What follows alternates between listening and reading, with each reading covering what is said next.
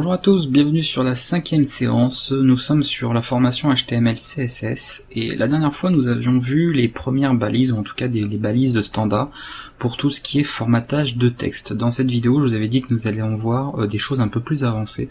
Alors pas que c'est plus compliqué à utiliser que les balises que vous avez vues la dernière fois, simplement qu'elles seront certainement moins utilisées, vous en aurez moins l'usage parce que c'est des balises assez spécifiques, mais qui bien évidemment faut connaître, faut savoir les utiliser pour pouvoir les employer à bon escient. Donc on va directement travailler dessus et je vais vous montrer ça. Voilà, et on va regarder un petit peu comment que ça se passe. Donc la dernière fois vous avez vu vraiment des balises paragraphes, des balises pour vous avez vu un petit peu changer l'importance ou la mise en valeur d'un texte, on a vu pas mal de petites choses comme ça. Là on va vraiment se concentrer sur des cas très spécifiques au niveau du contenu. La première balise que je voulais vous montrer, c'est une balise qui va vous servir à faire des abréviations. Alors l'abréviation, c'est par exemple quand vous avez un certain terme qui en fait signifie donc tout un ensemble de choses. Donc justement on en a un qui est très clair ici, par exemple l'HTML. Donc je vais faire un paragraphe et je vais écrire par exemple créer une page web avec le langage HTML, d'accord? Alors ici, je vais actualiser, vous voyez, si j'affiche juste mon paragraphe, j'ai ça. Je peux, puisque ici HTML est une abréviation, donner en fait la définition, d'accord, définir ou préciser cette abréviation-là. Pour cela, je vais utiliser la balise ab, comme ceci, donc pour l'abréviation. Donc là, on ferme bien évidemment l'abréviation au bon endroit. Si vous regardez, alors je vais peut-être plutôt, hop, rétrécir là, parce que moi j'ai pas énormément de choses affichées dans le navigateur, donc ça va être mieux, voilà. Donc vous voyez qu'au niveau là on ne voit pas de différence, d'accord, au niveau de l'abréviation, on n'a pas vu de changement en tout cas à l'affichage. Par contre là où ça va être vraiment intéressant, c'est d'y insérer un attribut qui s'appelle title. Alors title ça fait partie des attributs qui sont universels si vous voulez au niveau de HTML, et si tout dépend du moment où vous regardez encore une fois cette vidéo, mais il y a déjà un tutoriel avec tous les attributs universels des balises HTML. C'est-à-dire ces attributs que vous pouvez utiliser sur n'importe quelle balise que je vais vous présenter ou que je vous ai déjà présenté sur cette formation. Donc il y a vraiment un tutoriel spécifique pour ça. C'est pour ça que je vous fais pas tout un descriptif dessus. Donc title fait partie de ces balises universelles, c'est-à-dire que des attributs qui va pouvoir être utilisé sur n'importe quelle balise. Et ici il a vraiment son intérêt puisque du coup je vais pouvoir y mettre la définition exacte, d'accord. Donc c'est hypertext markup language, voilà. Et là, si j'actualise, vous voyez qu'il a mis un tout petit souligné avec des points. Et si vous passez votre souris juste dessus, vous voyez qu'il affiche bien évidemment ce que j'ai mis dans l'attribut. Donc déjà il le fait de base avec n'importe quel attribut title que vous mettrez partout. Je peux vous le montrer par exemple en mettant un attribut title ici, ce serait un peu bizarre, hein. Voilà. Alors ce serait un peu curieux, et regardez, je passe ma souris sur le paragraphe, vous voyez qu'il affiche l'attribut. Donc ça c'est déjà une utilisation simple de title. Mais là ça a vraiment son utilité au niveau sémantique, encore une fois. Rappelez-vous, pour les moteurs de recherche, pour tout ce qui va analyser vos pages, là ils verront vraiment qu'HTML est une abréviation, et ils auront en plus la définition de l'abréviation. Donc en tout cas ce qu'il le décrit. Donc c'est plutôt intéressant et important d'utiliser de cette manière-là. Voilà, donc ça c'était pour la balise d'abréviation. On va en avoir une autre maintenant qui va servir, donc je vous dis là je vais les passer pareil assez en revue en donnant des petits exemples assez courts parce que c'est très simple à utiliser. Le vrai intérêt qu'il y aura, c'est vous de les tester en cas réel ou alors sur des vrais exemples, pas comme moi où je vous donne des exemples assez simples, assez simplistes, et bon, faut après que je puisse trouver des exemples qui sont en tout cas cohérents avec ce que je vous montre. Le prochain ensemble de balises, il va permettre par exemple d'indiquer des informations de contact. Par exemple, vous avez un site web et vous voulez indiquer vos informations, que ce soit une adresse postale, que ce soit un email, que ce soit ce genre de choses. Vous pouvez utiliser la fameuse balise, alors c'est en anglais, donc 2D address, comme ceci. Alors en général on la met soit dans les balises body, d'accord, ou alors on la met au sein de balises article dont on verra plus tard, d'accord. On verra, c'est des balises structurantes, on en parlera plus loin dans cette formation, mais sachez qu'en général on les place dans cet endroit là. Donc je peux très bien la mettre simplement dans la balise body, et ici du coup je peux mettre pas mal d'informations, d'accord. On peut mettre ce qu'on veut. Alors j'aime bien toujours, non, on va mettre Chuck Norris, j'aime bien mettre Chuck Norris, voilà, moi ça parle à tout le monde. Voilà. Vous mettez par exemple une adresse, d'accord, ce genre de choses, n'importe quoi. Voilà.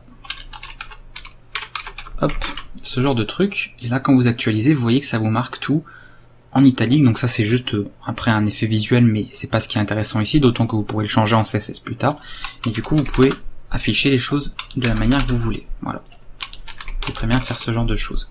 D'ailleurs je vais en profiter pour rajouter un petit point sur, ici, href, voilà, par exemple, norris.com, voilà, qu'est-ce qu'il prend bien en compte? Oui, donc vous voyez par exemple ici j'affiche donc une adresse, et j'en ai pas parlé dans la vidéo précédente sur les liens, je l'avais oublié, vous voyez c'est un des petits trucs que j'avais oublié, donc je vais en parler ici, c'est pas bien grave. Il faut savoir qu'au niveau des liens, vous pouvez également spécifier une adresse mail, ce qui va automatiquement permettre à la personne de lancer en fait, s'il a notamment, une application de messagerie électronique. Donc par exemple vous mettez le mot mail to, comme ceci, 2 points, et là vous mettez l'adresse. Donc en général on met ça. Ici par exemple ça peut être pas juste, vous pouvez soit répéter l'adresse, ou alors vous mettez envoyer un email, vous mettez ce que vous voulez. Et là en faisant ça, quand la personne va cliquer sur ce lien, si par exemple vous avez un logiciel comme Outlook, comme je sais pas moi, Evolution, Thunderbird qui permet donc d'envoyer des mails depuis votre PC, eh bien ça va le démarrer automatiquement. Ça évite de devoir passer par un site de messagerie électronique, ça va directement passer par votre application grâce à ce mot spécifique avec les 2 points dans l'attribut href pour les liens. Donc vous mettez mail to, 2 points, et vous mettez ici un email bien évidemment valide, et vous allez pouvoir comme ça envoyer directement un email. Donc ça peut être pratique, donc du coup j'en profite pour vous en parler ici. Donc voilà l'intérêt d'utiliser cet attribut address, encore une fois, pour les moteurs, pour tout ce qui va analyser votre site, et bien quand il va lire le code source de la page, et bien ça il va vraiment le mettre en évidence, parce qu'il va voir évidemment que vous avez des informations de contact. Donc ça permet de les mettre un petit peu en valeur sur votre page. Voilà, pour cet attribut-là, enfin cette balise-là, pardon, qui était évidemment intéressante à voir. On passe maintenant à des choses un peu plus spécifiques qui vont évidemment pas servir à tout le monde, mais c'est bien de le noter aussi. C'est notamment pour ceux qui écrivent, je pense à ceux qui écrivent en arabe par exemple, ou ceux qui écrivent dans des langues où ce n'est pas forcément la lecture ou l'écriture ne se fait pas forcément de gauche à droite, mais plutôt de droite à gauche. Ou alors ça pourrait éventuellement être d'une autre manière. Eh bien, ça peut être intéressant de notamment d'avoir des balises spécifiques pour travailler sur ce genre de langue. Par exemple, je prends l'exemple d'une base de données, d'accord, qui serait écrite dans plusieurs langues différentes au niveau du contenu. Et moi-même, par exemple, je sais pas quelle est l'orientation du texte. C'est-à-dire, est-ce qu'il s'écrit de gauche à droite, est-ce qu'il s'écrit de droite à gauche. C'est-à-dire que je n'ai pas connaissance, en fait, de l'orientation nécessaire. Eh bien, vous pouvez utiliser une balise qui s'appelle BDI. D'accord? Alors, je vais le noter, par exemple, ici. BDI. Alors, par exemple, je vais noter le mot salut. D'accord? Voilà, comme ceci. Et ici, je vais vouloir noter le mot nécessaire. Donc, admettons que ce mot, je l'ai récupéré d'une base de données ou autre, d'accord, que je ne connais pas. Et je vais le noter comme ceci.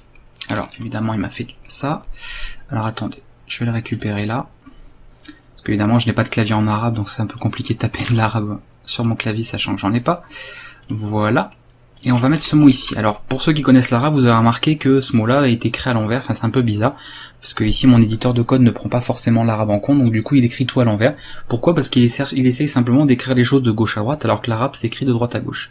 Donc ici, admettons, on ne sait pas l'orientation, on l'écrit de cette manière. On va automatiquement afficher, vous voyez que là dans le navigateur il a inversé les caractères et c'est écrit dans le bon ordre. Donc c'est bien écrit marhaba pour dire salut en arabe, et là on a le terme qui est écrit correctement, c'est-à-dire de droite à gauche. Pourtant le mot salut lui est resté de gauche à droite, vous voyez.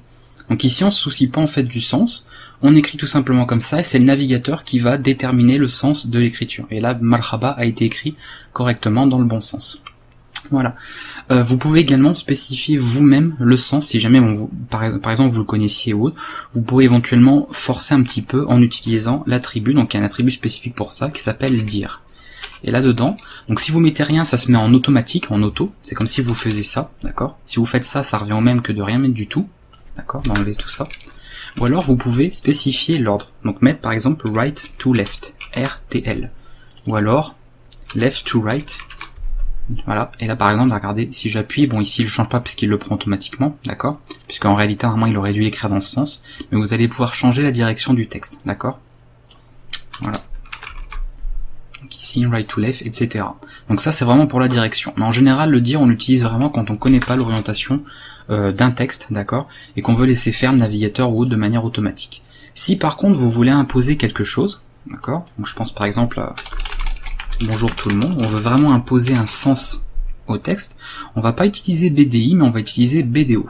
Donc on va faire comme ceci, BDO. Alors là, regardez, si je mets BDO comme ça tout court, pas de problème.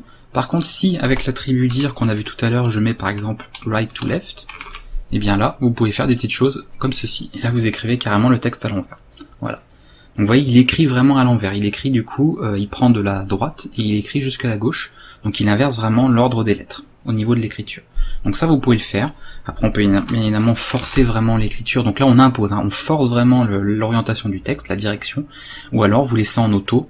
Et dans ce cas-là, bon, ici, comme c'est du français, bah, évidemment, le navigateur, il va le lire tel quel. Il va pas chercher à le lire de droite à gauche, c'est du français. C'est pas comme de l'arabe ou dans d'autres langues qui s'écrivent ou qui se lisent de droite à gauche. Voilà, donc ça, je voulais en parler parce que ça pourrait en intéresser certains. En plus, je sais que vous êtes pas mal de gens qui pratiquaient et qui utilisaient l'arabe quotidiennement.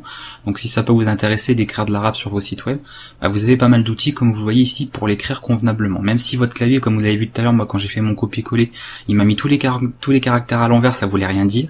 Bah, une fois que j'avais utilisé la bonne balise, vous avez vu que dans le navigateur, il me l'avait réécrit correctement. Donc du coup, c'est beaucoup plus pratique comme ça. Voilà pour ces petites balises, BDI, BDO, qui je vous dis que sont à savoir au niveau de l'orientation. D'accord ?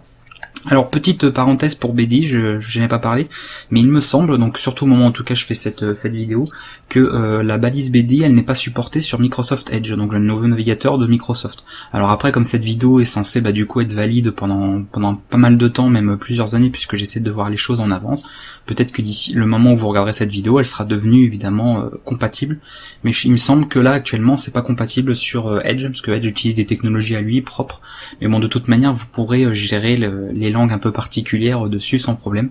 Il y a des choses vraiment spécifiques pour ça. Voilà. Passons à la suite. Qu'est-ce que je peux vous dire d'autre? Qu'est-ce qui peut être intéressant? Ah oui, tout ce qui est au niveau des définitions. Ça, il y a quand même pas mal de balises à voir. C'est assez rapide à voir. Encore une fois, cette vidéo sera pas trop longue, sera un peu moins longue que la précédente, je pense. Et là, on va voir tout ce qui concerne les définitions. Je vais vous parler de 3 balises différentes qu'ils utilisent ensemble. Admettons, vous voulez utiliser un ensemble de définitions de mots, d'accord? Alors, si vous avez juste la définition d'un terme, d'accord? Vous pouvez utiliser la balise DFN. Alors, moi, je vais ouvrir un paragraphe comme à chaque fois. Et je vais utiliser la balise DFN. DFN, ça peut être tout simplement pour faire ça. Je vous montre. HTML. Je vais y arriver. Et juste après, c'est-à-dire qu'une fois que vous avez utilisé la balise DFN, vous devez mettre au plus près du terme en fait à définir, et bien sa définition. Faut pas la mettre sur une autre phrase, sur un autre paragraphe. Donc HTML est un langage informatique pour réaliser des pages web, par exemple. On peut mettre ce genre de choses. Voilà, vous voyez que visuellement il le met en italique, mais ça nous importe pas évidemment, mais c'est surtout au niveau sémantique que ça aura une importance. C'est-à-dire que DFN, vous avez un mot et en général quand on a cette balise, on va pouvoir indiquer que la définition se trouve juste après ou alors éventuellement juste avant. Par exemple, vous pouvez dire voilà, pour réaliser des pages web, on utilise le langage informatique et d'entre balise DFN, vous mettez HTML. Vous pouvez mettre dans un sens ou dans l'autre, mais sachez que c'est comme ça que ça s'utilise, d'accord? C'est vraiment quand vous allez définir un terme très rapidement, donc directement en fait après ce dit terme. Donc il faut vraiment le définir au plus proche. Donc ça c'est une possibilité. Vous en avez une autre, je pense notamment à ceux qui veulent faire par exemple un ensemble de définitions ou une espèce de lexique. Mais si vous voulez représenter un lexique proprement dans une page HTML, vous pouvez utiliser des balises spécifiques. On va pour cela faire une definition list. Donc vous allez utiliser DL. Donc il y a une balise ouvrante fermante et à l'intérieur on va y mettre un ensemble de choses.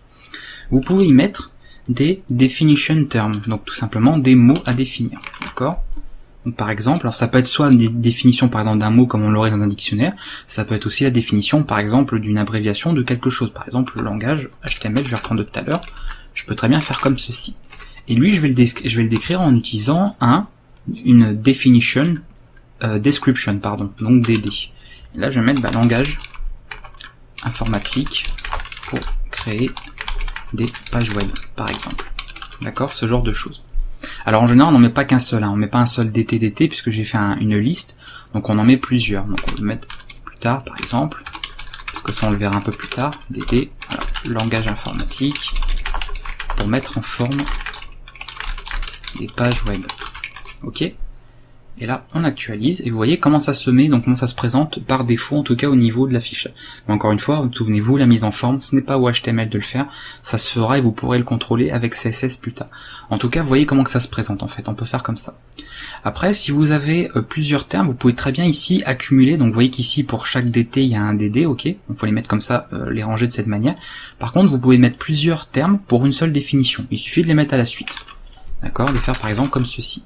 Et là, par exemple, je peux mettre, bon ça on n'utilise plus avec HTML5, mais que si vous êtes par exemple en HTML4, ou vous avez utilisé HTML4 à une époque, peut-être que parmi vous, vous avez déjà utilisé du XHTML. Et du coup, voilà comment que ça se présente, tout simplement.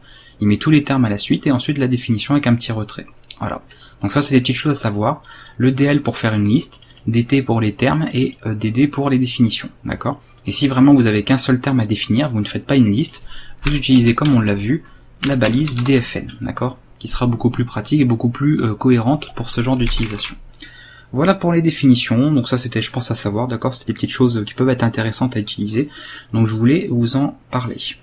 Il y a une balise, alors j'en parle maintenant mais je vais pas vous montrer son utilisation, d'accord, parce que j'en ferai certainement un tutoriel spécifique et on le verra aussi dans d'autres formations, c'est la balise dialogue, d'accord, qui est assez récente, qui permet notamment de gérer des boîtes de dialogue. On peut l'utiliser par exemple pour afficher, masquer des formulaires ou des informations très spécifiques, mais elle est très intéressante à utiliser quand on s'en sert avec du JavaScript, qui est carrément un langage de programmation qu'on peut utiliser pour le web. Donc comme là vous n'avez pas vu de JavaScript et que ce n'est pas cette formation là, il y aura une formation au JavaScript sur la chaîne en complément de celle-ci. Donc là moi je vous dis simplement qu'elle existe, vous pouvez pour les plus curieux vous renseigner déjà dessus si vous faites déjà un peu de JavaScript. Pour les autres de toute façon on aura un tuto pour ça et avec le JavaScript on en reparlera, on verra comment utiliser cette balise en particulier. Mais je voulais vous montrer qu'elle existe et voilà qu'il y a ce genre de balise là que vous pouvez retrouver, la balise dialogue, tout simplement. Donc du coup je passe dessus, on reviendra pas là-dessus pour le moment. J'en ai plus beaucoup à vous montrer normalement, je dois avoir alors une balise de ça qui peut être intéressante aussi pour certains. Par exemple vous travaillez sur un projet et vous voulez présenter à vos utilisateurs, vos internautes, et vous voulez indiquer la progression de votre projet, d'accord. Eh bien il y a une balise qui a été faite pour ça, parce qu'il y a beaucoup de gens qui l'utilisaient, qui faisaient ce genre de choses juste avec du CSS ou autre, et du coup ils ont trouvé intéressant avec les standards de l'intégrer dedans pour que ça ait vraiment plus de valeur. C'est une balise de progression, donc vous allez faire progress, par exemple, vous pouvez mettre, je sais pas moi, comment on peut mettre état du projet, d'accord, ce genre de choses. Et là, alors on va mettre plutôt dans des paragraphes, peut-être un peu mieux. On peut le laisser comme ça, on va pas s'embêter. Ça va éviter d'alourdir les écritures. On va faire progress, donc, comme ceci. Donc c'est une balise fermante, mais évidemment comme ça, elle a aucun intérêt. L'intérêt, c'est ses attributs. Vous allez pouvoir lui mettre un attribut value, donc c'est la valeur actuelle, d'accord, que vous voulez. Par exemple moi je vais mettre, allez admettons que je veux faire une barre de progression de 100%, je vais dire que mon projet il est arrivé, je sais pas moi, à 25%, donc je vais mettre 25, et l'attribut max va évidemment déterminer le maximum de cette barre de progression, donc j'ai dit 100 par exemple. Et là si j'actualise, voilà ce qui se passe, d'accord, donc ça permet comme ça de gérer une barre de progression, d'accord, regardez 37, ça va être 37%, etc. Et on peut gérer comme ça, ça permet d'avoir une espèce de barre de progression qui pourra évidemment être mise en forme plus tard avec le CSS, mais là vous voyez du coup c'est très pratique, ça vous permet comme ça de gérer de manière cohérente la progression de quelque chose, quel qu'il soit, mais du coup ça a vraiment son utilité dans certains cas. Voilà, donc je voulais vous le montrer parce que c'est important de la connaître. Donc je vais assez vite, parce que vous voyez que c'est des balises très simples à utiliser. Après, il faut juste savoir encore une fois quand il est intéressant d'utiliser, quand est-ce que c'est cohérent de s'en servir. C'est sûr qu'il faut pas s'en servir pour faire n'importe quoi. Si vous n'en avez pas besoin, ça sert à rien de vous forcer à utiliser ce genre de balises. Il faut vraiment avoir un intérêt à s'en servir. Sinon, vous pouvez vous en passer, il n'y a pas de souci. Justement, en parlant de balises qui sont pas forcément utiles, mais qui serviront pour certains cas, je pense notamment à ceux qui font de la chimie, ceux qui font des mathématiques, ou qui utilisent certains termes précis en indice et en exposant.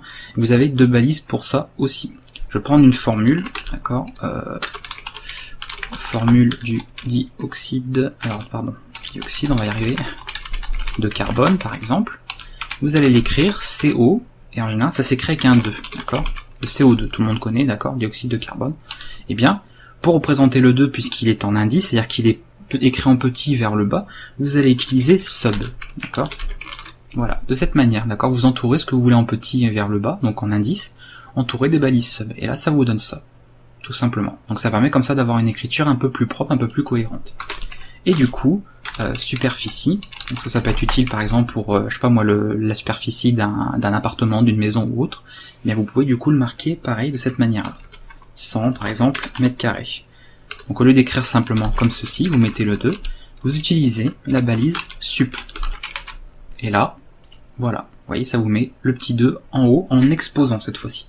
Donc le sub c'est pour les indices, et sup c'est pour les exposants, d'accord. Ne vous trompez pas entre les deux, c'est deux choses différentes, mais du coup vous voyez que ça permet de bien présenter le texte d'une autre manière, pour que ce soit encore une fois cohérent et que ça ait une pertinence. Là on voit vraiment tout de suite, qu'en utilisant ça, on a effectivement un exposant, là on a un indice, du coup c'est beaucoup plus clair au niveau de l'analyse de la page, d'accord. Il y a beaucoup plus de cohérence ici dans votre contenu, dans votre texte. Donc c'est vraiment très intéressant à utiliser dans ce genre de cas. Et je terminerai, je pense, avec ce que je me suis remémoré les balises en les prenant, comme vous avez vu, par ordre alphabétique de ce que je vous montrais, pour être sûr de ne pas en oublier. Et la dernière, normalement, c'est WBR. Donc WBR qui va servir à, admettons, alors je vais vous prendre quelque chose, comment je peux faire ça? Alors ça va être moche ce que je vais faire, mais c'est pas bien grave. De toute façon, c'est juste pour que vous voyez. Je vais écrire, admettons, alors ça peut arriver notamment quand on a des URL. Par exemple, quand vous avez une URL, ça peut être une URL très très longue, et qui a une suite comme ça de lettres ou de chiffres ou autres, qui n'ont pas forcément de cassure. Donc si vous faites ça, le problème qui risque d'arriver, sur certains navigateurs en tout cas, c'est comme vous voyez, comme il ne veut pas couper le mot automatiquement parce que tout est lié ensemble, il n'y a pas d'espace en fait dans mon texte, eh bien vous voyez que là j'ai une scroll bar qui s'affiche, d'accord, qui du coup rend les choses pas jolies.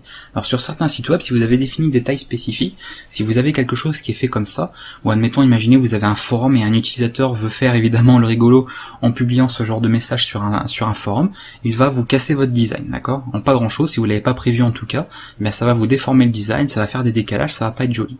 Alors en HTML, donc bon, après on pourra gérer ça avec CSS bien évidemment quand on veut faire ça proprement, mais en HTML déjà, surtout si vous écrivez votre propre texte ou autre, vous pouvez spécifier un endroit où le texte peut être effectivement coupé. Il suffit d'utiliser la simple balise, alors pas BR mais WBR. Voilà. Donc c'est pas un break du genre on casse une ligne, c'est un word, donc on casse un mot, donc c'est pour ça qu'il y a un W devant. C'est pas juste un BR, c'est un WBR. Et là, vous voyez que du coup il est capable de couper le mot au bon endroit. D'accord? Donc après, si vous en avez trop, vous refaites pareil. Hein. Voilà, vous l'utilisez partout, autant de fois que nécessaire, et vous voyez que du coup on arrive à peu près à couper le mot au bon endroit. Donc c'est à vous de choisir à quel endroit vous le faites. Parce que des fois on peut avoir des très très longues URL, et une URL normalement ne peut pas être coupée. D'accord, on peut pas s'amuser à couper une URL, mais vous, humainement, en voyant comment est écrite l'URL, si vous voulez indiquer à quel endroit elle peut être coupée visuellement, bien ça permettra au navigateur de le faire. Vous lui allégez le travail, ça permet du coup d'éviter, comme vous l'avez vu tout à l'heure, de déformer l'affichage et d'avoir des barres de défilement. Voilà, donc cette petite balise est vraiment très très importante dans certains cas, parce que quand vous développerez vraiment des vrais sites, etc., avec des forums ou avec des choses où on ajoute beaucoup de contenu, vous aurez certainement un jour ce problème justement où quelqu'un, ou alors vous avez affiché une URL ou un texte comme ça avec plein de caractères à la suite, et ça a déformé toute l'interface en fait du site, donc ça risque d'être pas mal embêtant. Donc en utilisant ce genre de balise, vous allez vous économiser pas mal de choses, et ça facilite encore une fois la casse au niveau d'un mot pour le navigateur web. Donc vraiment intéressant à utiliser et à connaître surtout. Et on a fait le tour de ces petites balises de formatage de texte. Donc pour la prochaine séance, on verra des balises, alors toujours sur du formatage de texte bien évidemment, mais bon, vous avez vu que là j'ai fait que 2 parties pour celle-là, puisque les prochaines balises seront plus d'un aspect technique. Donc je passe notamment de ceux qui font de l'informatique, de la programmation, ou qui utilisent vraiment l'ordinateur, donc l'outil informatique de manière spécifique. Il y a également des balises qui ont été conçues pour ces personnes-là, pour pouvoir indiquer par exemple la sortie d'un programme, ou le fait de taper tout simplement le code d'un programme informatique, ce genre de choses.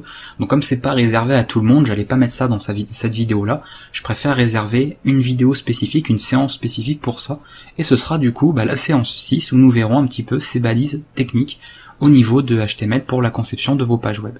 À bientôt tout le monde, et je vous dis merci d'avoir regardé cette vidéo, j'espère que ça vous a plu, et on se retrouve pour la suite. Ciao.